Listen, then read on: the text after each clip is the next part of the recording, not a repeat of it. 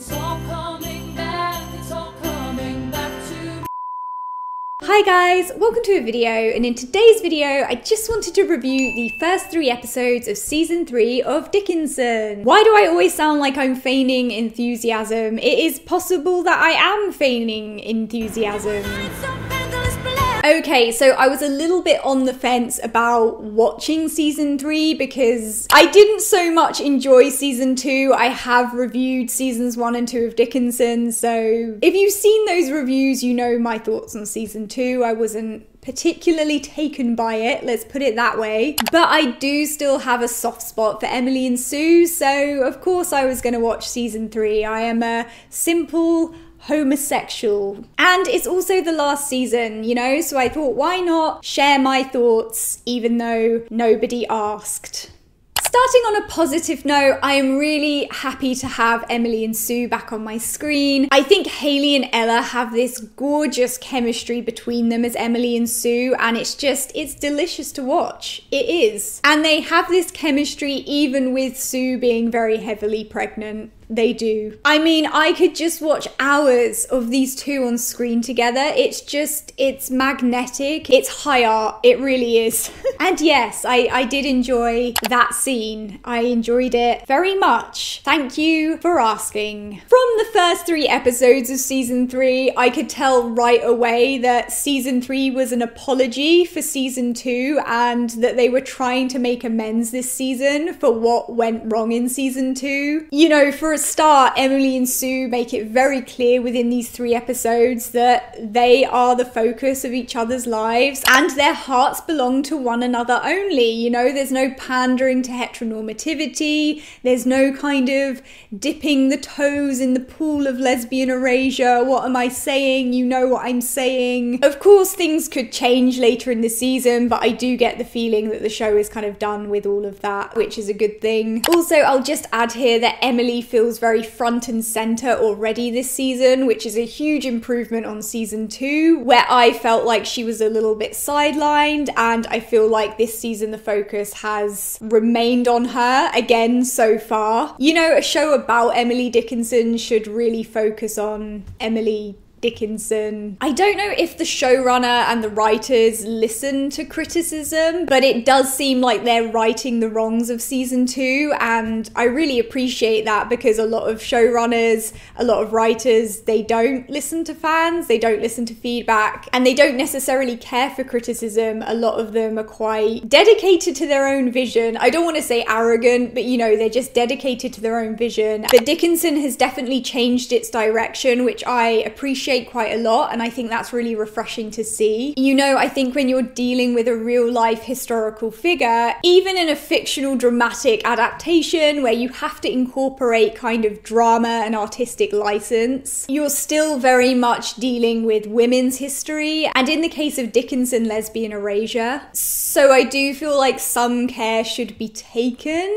but season 3 already seems a lot more self-aware than season 2, and this is a really positive thing. It is. As far as Emily and Sue's relationship this season, I do feel like Emily comes across as slightly more vague than Sue this season. Sue seems very much all into the relationship, and Emily just seems a bit, I don't want to say distant. I think vague is like a better description. Like, I can't really tell what Emily is thinking. I do appreciate that the situation is complicated because Sue is her brother's wife, but I'm hoping their relationship becomes a bit more balanced as the season goes on. It's difficult because Dickinson is obviously loosely based, and I mean loosely based on the real life of Emily Dickinson, so a lot of us know how this story goes already, and from what I've researched, things were very complicated. I mean, Emily clearly had very strong romantic feelings for Sue, but because of various reasons, Sue was in a marriage with Emily's brother. She wasn't particularly happy. Domesticity and motherhood were largely expected of women in the early 19th century, so it's complicated, and this show has to fill in a lot of the blanks. But at the same time, one thing that's also very clear in research into Emily Dickinson's life is that Emily and Sue were probably the central figures in each other's lives, and they were both hugely important to each other. I think it's hard for us not to look at Emily and Sue in this show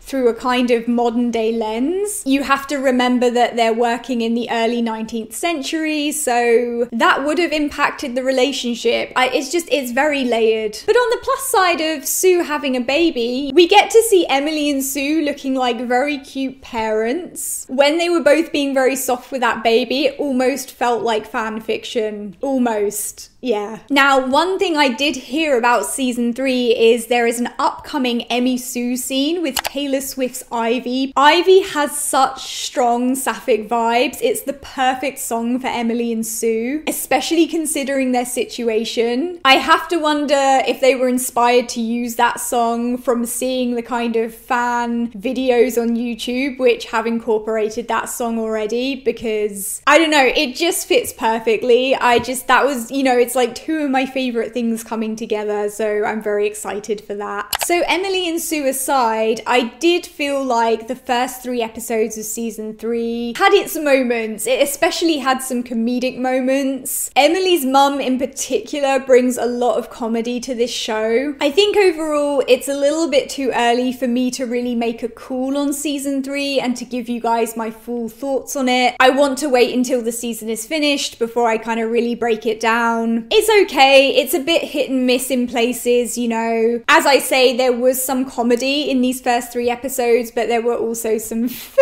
also some cringe. There was, especially when you have characters saying, "Why do all the hot ones have to die in the war?" This line came from a gay character in the show who's just a bad caricature of what Hollywood thinks gay men are. I know that this show goes for a bit of a Mean Girls vibe with some of these characters, but sometimes it just ends up being a bit basic and a little bit cringy. It does. I mean, that's just my own opinion. Some of you may have found that funny. I was just a bit like, really? I do also feel like with this season that some of the characters appear to just be going through the motions rather than being an actual embodiment of a person. If that makes any sense. I don't know if drama school vibes is the right thing to say. And I have said that before about this show, so look, I'm not going to go too heavy on the criticisms because a lot of the criticisms are similar to that of season 2 or season 1, and I've already kind of said my piece, and also I want to wait until this season is finished before I really kind of break it down, and